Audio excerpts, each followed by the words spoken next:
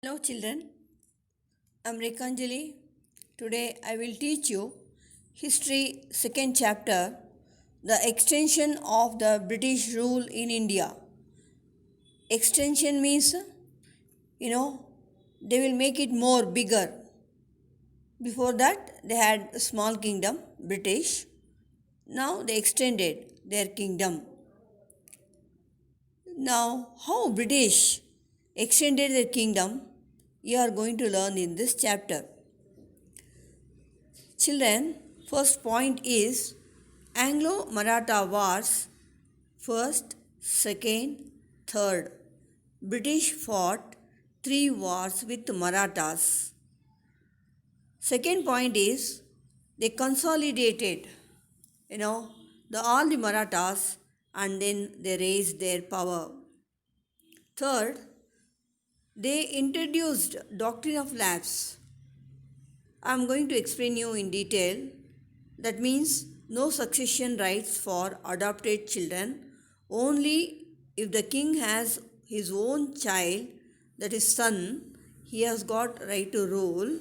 Otherwise, it will go to British.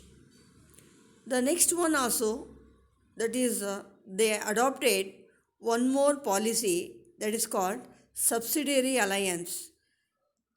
Both the doctrine of lapse and subsidiary alliance, both introduced by the British to extend their kingdom. And one more thing, not only Marathas they fought, even they fought with the Sikh, that is, you know, Punjab. Follow? They fought, Sikh people belongs to Punjab, so they fought two wars with the Sikh people to capture the Sikh Punjab. Now, firstly, I would like to explain the English fought three wars against the Marathas to subjugate them, and they fought two wars with the next Punjab to their empire India. Now, firstly, I would like to explain the first Anglo-Maratha war. Now, you know that Maratha kingdom that is in Maharashtra, it was founded by Chhatrapati Shivaji. He was crowned as the king of Marathas on June 6, 1674. So now you know that later I'll teach you the first Anglo-Maratha war. See here, Madhav Rao, the fourth Maratha Peshwa. Peshwa means not king. In the place of king, the ministers were appointed and given full power to rule the kingdom. So, again I'll repeat, Madhav Rao, the fourth Maratha Peshwa, died in the year 1772. His younger brother, Narayan Rao, succeeded him. He became the ruler. But his uncle did not agree this. He disliked Narayan Rao, and then his uncle Raghunath Rao, called Raghoba, was ambitious and got Narayan Rao murdered. But the Maratha Federation, that family groups were there, they all joined and declared Narayan Rao's son Madhav Rao II as the Peshwa. That means new Peshwa. They thrown out the Raghunatha Rao from the Maratha kingdom. Then insulted by the Maratha family, Raghoba sought the help of the British, who were eagerly waiting for a chance to interfere in the affairs of the Marathas. This resulted in a war between the English and Maratha. The Marathas were defeated in this war by the British and forced to accept the Treaty of Salbai. Salbai is a place where Marathas were called and asked them to sign for certain conditions in 1782 AD. Accordingly, Raghoba Rao was pensioned off and Madhav Rao II was recognized as the new Peshwa. Like this, the first Anglo-Maratha War ended by signing the treaty Salbai under many conditions laid by the British. After some time, the Second Anglo-Maratha War, it took place in the year 1803 to 1805. Now, Maratha Empire consisted of confederacy, means a big group of five big chiefs. They are Holkars, Gayakwad, and Bhonsle, and other group. I'll let you know later. The differences among these Maratha chiefs and the Peshwa led to the Second Anglo-Maratha War. These groups, five groups, were prejudiced with each other. No proper understanding. They were all showing off too much with each other, looking down one upon the other. This was the arrogance qualities they had. In 1802 AD, Holkar defeated the combined army of the Peshwa Bajirao II and Scindia. Peshwa Bajirao II then rushed to the English for help. See, what is the weakness of Indians? No unity. He accepted the subsidiary alliance and signed the Treaty of Bezin. Bezin is a place where Marathas were called and asked them to sign for certain condition. Children, I want to explain subsidiary alliance. Here, one of the governor general who came to the British, Lord Wellesley, he designed the policy of subsidiary alliance to gain control over Indian rulers.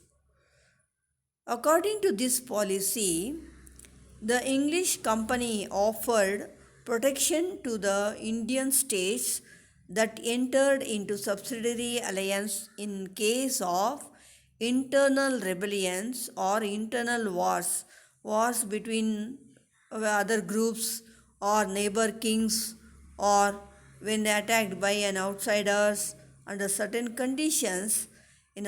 British were ready to help them with their army. Small Indian states that feared trouble from their more powerful neighbors accepted the alliance led by Lord Wellesley. But one thing I would like to say that the Nizam of Hyderabad was the first to accept the alliance in 1798 AD. Then it was followed by all the other rulers. So, like this, what happened now? In the Second Anglo-Maratha War, the Marathas were defeated and they were made to accept subsidiary alliance. And like this, the war ended in a treaty.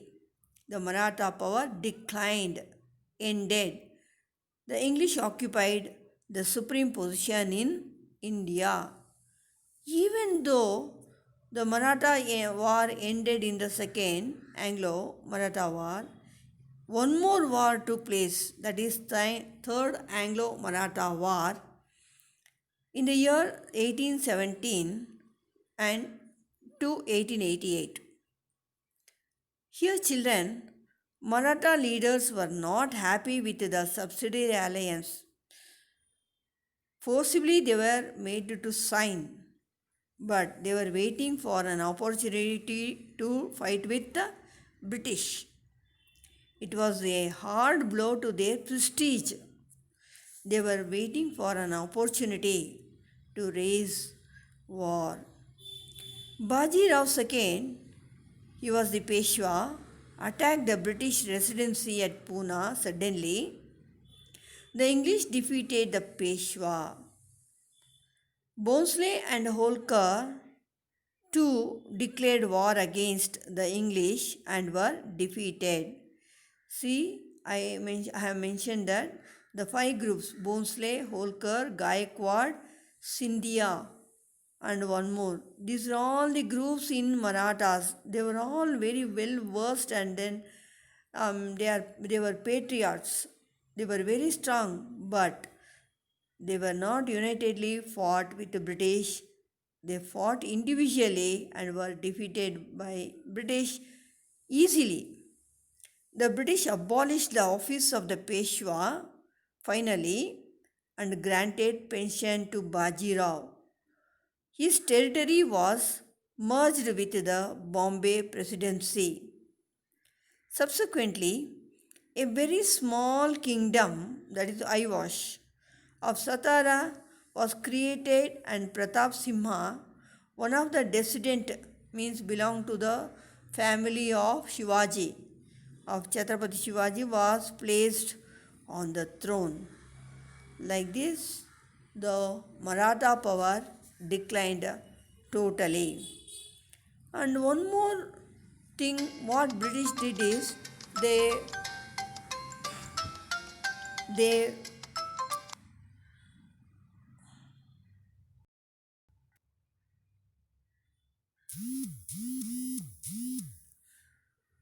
they fought with the Sikh. Sikh means they belong to Punjab. The English fought two wars against the Sikh to annex Punjab. To annex means capture. That is, the first Anglo-Sikh war. Now here is the photo of Maharaja Ranjit Singh. See, before this Ranjit Singh, the Punjab was disintegrated and Sikh people were not united. They were leading a very normal, common people life.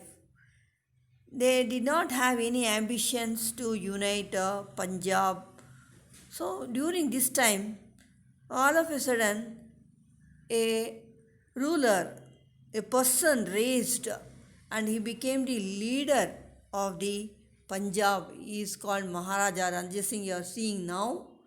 So under his regime, he united whole Sikh people under one roof, and then he established a strong, powerful state in Punjab. In Punjab, Sikhs had risen to power under Ranjit Singh. Ranjit Singh did not rule for a long time. In a short time, he ruled and he consolidated Punjab and united Sikh, and he died in early age only in 1839. Almost immediately, his kingdom fell into disorder. When the British tried to invade Punjab, the Sikhs declared war and were defeated easily. The Sikhs were compelled to sign the humiliating Treaty of Lahore in 1846. As per the treaty conditions, the Sikhs surrendered the kingdom of Punjab to the English. The Sikh kingdom came under the supervision of an English resident officer. And here one more thing, the portrait shows that Lord Dalhousie. This Lord Dalhousie introduced the policy of doctrine of lapse to extend the British rule in India. According to this doctrine of lapse policy,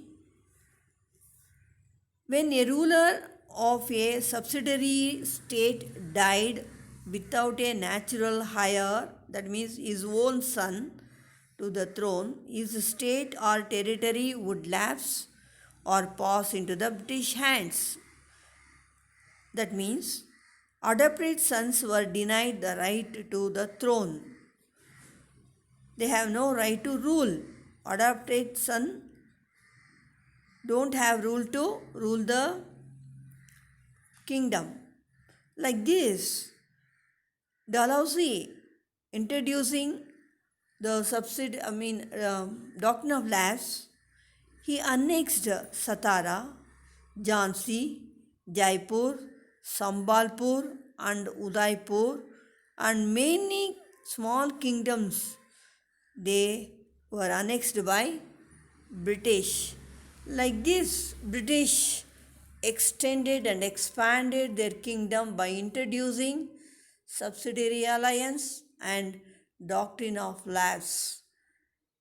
Now, by this, I am ending this the I am the extension of British rule in India. Now, children, I'll give you few questions. Note down and you answer for this. You can post me also. Explain the reasons for First Anglo-Maratha War. Number 1. Number 2. What were the conditions of subsidiary alliance policy? Explain. Third, how did the doctrine of lapse support the expansion of British Empire in India? Fourth, which were the states came under the doctrine of lapse policy? Children, ending this chapter, now we will wind up. Now next class, I will teach you either political science or history, the same, whatever. Till that, goodbye and have a nice day. Thank you.